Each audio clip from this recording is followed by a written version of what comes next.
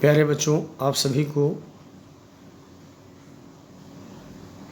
आज हम √2 को संख्या रेखा पर कैसे निरूपित किया जाता है इस संदर्भ में आपको बताएंगे, आपसे चर्चा करेंगे।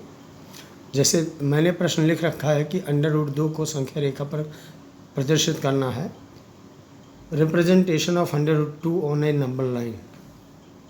तो सर्वप्रथम हम क्या करेंगे, एक हम रेखा खींचेंगे नंबर लाइन। हमने क्या किया, स्केल ऐसे रखा, पटरी रखा, और हमने क्या किया, हमने एक लाइन ड्रा कर दी। ठीक, अब इसके बाद जो है हम क्या करेंगे, बीचों बीच में कहीं भी यहाँ एक पॉइंट कंसीडर कर लेंगे, मान लेंगे ये क्या है, 0 है। ठीक, ये क्या है, मान लेंगे कि एक पॉइंट क्या है, 0 है। ठीक, और हमने क्या किया, हमने मध्य में एक बिंदु मान लिया था, कंसीडर कर लिया था 0। फिर उसके बाद में हमने देखा कि इक्वी डिस्टेंट पे 0 से इधर हमने समान दूरी लेकर के 1, फिर जितनी दूरी यहाँ से यहाँ है उतना पर 2, फिर उतनी जितनी दूरी यहाँ से यहाँ है, यहाँ से यहाँ 3। इसी तरीके से इधर -1, -2, -3 हमने इधर एरो लगा दिया कि ये हो गई हमारी नंबर लाइन। अब हमें इस पर जो है ये संख्या रेखा हो गई, नंबर लाइन हो गया। अब हमें वास्तव में √2 कहाँ होगा इसका रिप्रेजेंटेशन करना है। तो इसी क्रम में हम लोग आगे, इसके पश्चात हमने क्या किया कि यहाँ नहीं बल्कि 0 से यहाँ से 1 यूनिट की दूरी लेकर के, मान लिया 1 यूनिट की दूरी है, 1 इकाई की दूरी हमने ले लिया यहाँ से यहाँ, और हमने क्या किया, यहाँ पर 1 इकाई की दूरी 0 से लेके यहाँ तक की जो 1 इकाई की दूरी हमने ले लिया। और हमने क्या किया कि यहाँ पर हमने 1 लिख दिया कि 1 यूनिट है 1 इकाई। अब हम कहाँ लिख दें इसमें, 0 से 1 इकाई की दूरी हमने इधर ले करके, और हमने क्या किया, परपेंडिकुलर खींच दिया, यहाँ लंब खींच दिया। और आप जानते हैं कि अगर खींचना है तो सबसे पहले इस बिंदु पे 1 इकाई की दूरी यहाँ होती है, मान लिया ये बिंदु ए है, मान लिया इस बिंदु पे हमें परपेंडिकुलर ड्रा करना है। तो सबसे पहले क्या करना है, या तो हम वैसे भी कर सकते हैं, लेकिन इससे करेंगे तो ये जो पॉइंट देख रहे हैं आप, है ना, परपेंडिकुलर खींचने के 90 डिग्री यहाँ है, 90 अंश है ना, ये ऐसे देखेंगे तो दिखाई पड़ेगा, है ना। तो ये देख रहे हैं, तो ये वाला जो पॉइंट होना चाहिए यहाँ पे होना चाहिए बिल्कुल एग्जैक्ट। और ये वाली जो लाइन होनी चाहिए ना, ये लाइन होनी चाहिए, नीचे जो लाइन ये इस पे होनी चाहिए। तो ऐसे रखें हम बिल्कुल एग्जैक्ट। और हमने क्या किया, यहाँ पे मार्क कर दिया। ठीक, अब मार्क करने के बाद में हमने क्या किया, है ना, हमने कह दिया ये जो है ये परपेंडिकुलर हो गया। ठीक, हमने कह दिया परपेंडिकुलर हमने खींच दी, है ना। इतनी लंबे की हमें ज़रूरत नहीं है, तो हम क्या करेंगे, उसके बाद में जो है 1 इकाई की दूरी 0 से यहाँ से लेकर 1 इकाई की दूरी हमने ले लिया, और इस पॉइंट ए को मान लिया ए पॉइंट, या ना माने इसको कोई दिक्कत नहीं, यहाँ पर हमने इसका नाम दे दिया ए पॉइंट, और ये परपेंडिकुलर हमने दे दिया, है ना। हम चाहें तो इसको वाई भी कह सकते हैं, है ना। हम चाहें तो इसको हम बी लिख दें, ये परपेंडिकुलर ड्रा किया है, इसमें हमने क्या किया, बी लिख दें। और उसके बाद में क्या करें, हम प्रकार में ऐसे फिट करें इसको।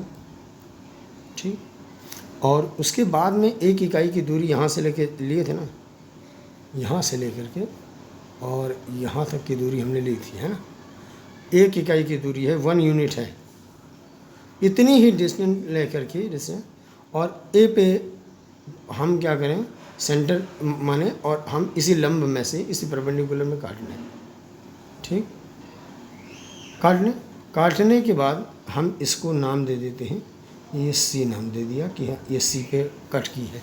ठीक, उसके बाद में हमने क्या किया कि इस सी को और कहाँ से मिला दिया, ओ से मिला दिया। ठीक, ये मिला दिया। अब 1 यूनिट यहाँ से लेके यहाँ, और 1 यूनिट यहाँ से लेके यहाँ, चूँकि इतनी ही लिया था ना हमने, इतना ही तो लिया था। अब ये क्या हो गया, ये हमने कर दिया। उसके बाद में जो है अगर आप देखें इस प्रकार, एक यूनिट की दूरी हमने यहाँ से यहाँ ली थी, एक यूनिट के यहाँ से यहाँ ली थी और हमने ऐसा किया। इसके बाद आपने देखा होगा कि अगर ये देखा जाए तो ये क्या बनना है, ये 90 डिग्री है। ये आपको ट्रायंगल दिख रहा होगा, राइट एंगल ट्रायंगल, ये समकोण त्रिभुज दिख रहा है आपको। और इसमें दिख रहा है कि समकोण त्रिभुज में ये आधार है, ये लंब है, और ये 90 अंश के सामने की भुजा ये है, ये कर्ण कहलाती है समकोण त्रिभुज में। समकोण त्रिभुज के संदर्भ में पिछली कक्षाओं में आप लोगों ने पढ़ा होगा। इसलिए हम एक बात ये भी कह सकते हैं, पाइथागोरस जी ने बताया था, जो महान गणितज्ञ थे हमारे, उन्होंने बताया था कि पाइथागोरस प्रमेय ने बताया था कि जो कर्ण होता है, माने ये, इसका अगर स्क्वायर कर दें तो ये बराबर होता है किसके, इसके स्क्वायर अर्थात लंब के स्क्वायर, और धन आधार का स्क्वायर माने इसका स्क्वायर।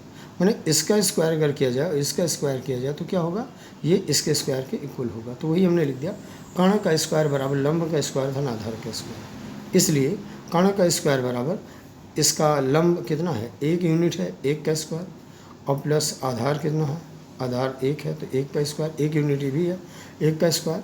इसलिए कर्ण का स्क्वायर बराबर 1 का स्क्वायर 1, अरे 1 का स्क्वायर बच्चों मतलब ये हुआ, अगर मान लीजिए 2 का स्क्वायर लिखा है या 2 का क्यूब लिखा है, इसका मतलब ये हुआ 2 का गुणा कितनी बार, 3 बार, तो 2 गुणे 2 गुणे 3, 2 गुणे 2 गुणे 2, तो इसकी वैल्यू कितनी हो जाए, 2 दूनी 4 दूनी 8, 2 दूनी 4, 4 दूनी 8। तो इसी प्रकार से 1 का स्क्वायर का मतलब 1 का गुणा जानते ही हैं, 1 का गुणा 2 बार, 1 1 90, तो भी 1 ही रहेगा। इसका भी 1 का स्क्वायर 1, 1 का स्क्वायर 1, प्लस कर दिया हमने 2 हो गया, कर्ण का स्क्वायर बराबर 2। इसलिए कर्ण हम जब करेंगे, कर्ण का स्क्वायर जब स्क्वायर हटाएंगे तो कर्ण बराबर √2 हो जाएगा, ये आप जानते हैं। तो इस प्रकार हम ये कह सकते हैं कि ये इसकी वैल्यू कितनी हो, कर्ण कितना हो गया, ये हो गया, कर्ण √2 हो गया। अब इसमें करेंगे क्या, फिर आपको इस नंबर लाइन पे आपको रिप्रेजेंट करना है इसको √2 को, तो अभी पूरा नहीं हुआ खैर। इसके लिए फिर क्या करेंगे आप, ये जो सेंटर जहाँ से आपने 1 यूनिट इस पे लिया था तो 0 पे लिया था ना, तो आप यहाँ प्रकार की नोक रखेंगे, और चाप कितना, आर्क कितना लेंगे आप, आर्क कितना लेंगे देख लीजिए, आर्क कितना लेंगे, इतना लेंगे, है ना, इतना लेंगे। और उसके बाद में क्या करेंगे आप उसके बाद में आप चाहें तो डॉटेड चाप लगाएं और चाहे ना लगाएं, है ना, है ना, क्या करेंगे आप जैसे कीजिए, है ना। इस प्रकार जो है आप क्या करेंगे, इतना चाप लेकर के और एक आप क्या करेंगे, एक आर्क कैसे लगा देंगे।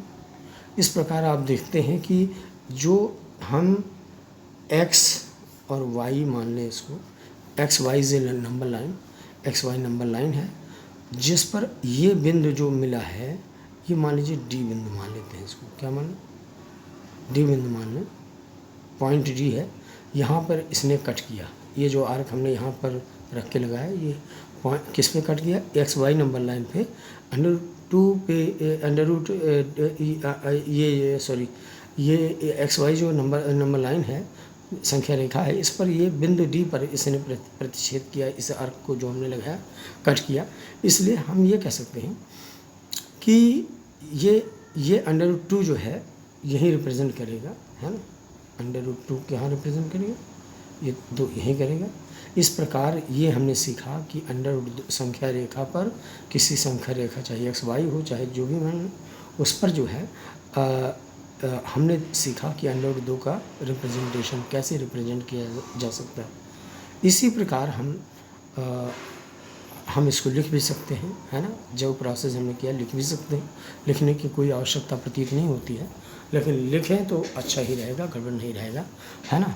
तो सबसे पहले जो है जैसे हमें मान लीजिए लिखना है, अगर मान लीजिए हमें लिखना है तो फर्स्ट ऑफ ऑल जैसे हम इसको अगर कहना चाहें तो हम इसको जो है जैसे जैसे हमने कार्य किया है वैसे वैसे हम कह भी सकते हैं, है ना।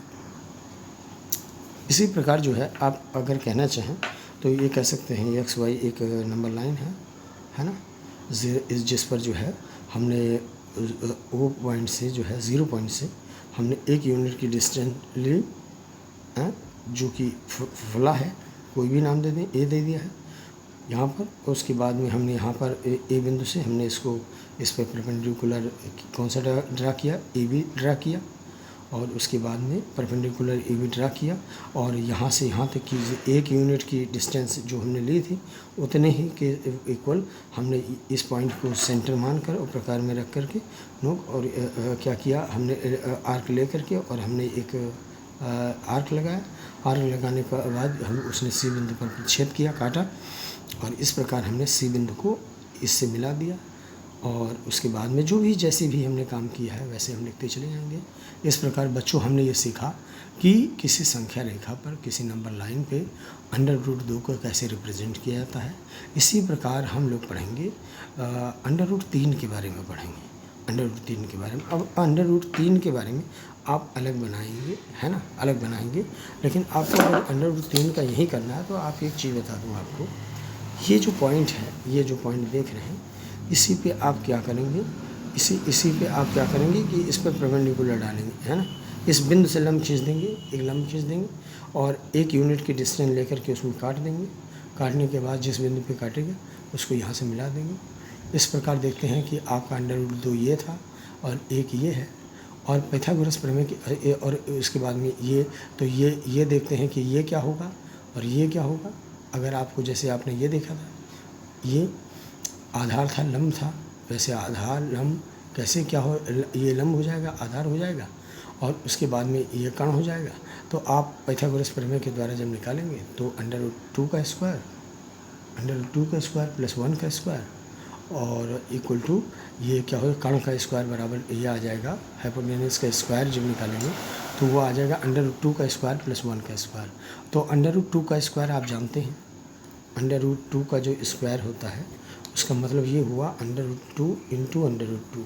और आप जब शर्ट्स आपको पढ़ाएंगे, करने पढ़ाएंगे तो आपको पता चलेगा कि √2 और 2 का गुणा, आपको मैंने फार्मूला भी याद करने के लिए दिया था। तो √2 2 का गुणा जो होता है 2 ही होता है। तो इस प्रकार से 2 और धन 1 बराबर 3 और कर्ण जब आएगा तो कर्ण का स्क्वायर बराबर 3, इसलिए कर्ण बराबर √3। इस प्रकार जो है, और उसके बाद में फिर वही प्रोसेस करेंगे और उसके बाद में आर्क लगाएंगे तो देखेंगे कि जो है नंबर लाइन पे संख्या रेखा पर जो रिप्रेजेंटेशन होगा वो ऐसे होगा। अब आप देखिए √2 की वैल्यूशन 1 पॉइंट कुछ होती है तो ये 1 और 2 के बीच में है कि नहीं। इसी प्रकार से 3 वाला भी निकलेगा। धन्यवाद आपका, और आशा करता हूँ कि √5 हम आपको बताएंगे, जितने भी √5 बताएंगे, 9.3 या जो भी है आगे बताएंगे। लेकिन इसके पहले आप मुझे जैसे जैसे हमने किया है वैसे वैसे आप इसको सीख करके और आप क्या करेंगे कि आप अपनी कॉपी में जो आपकी नोटबुक है उसमें अंकित करेंगे, है ना। और आप सभी का दिन शुभ हो। जय हिंद।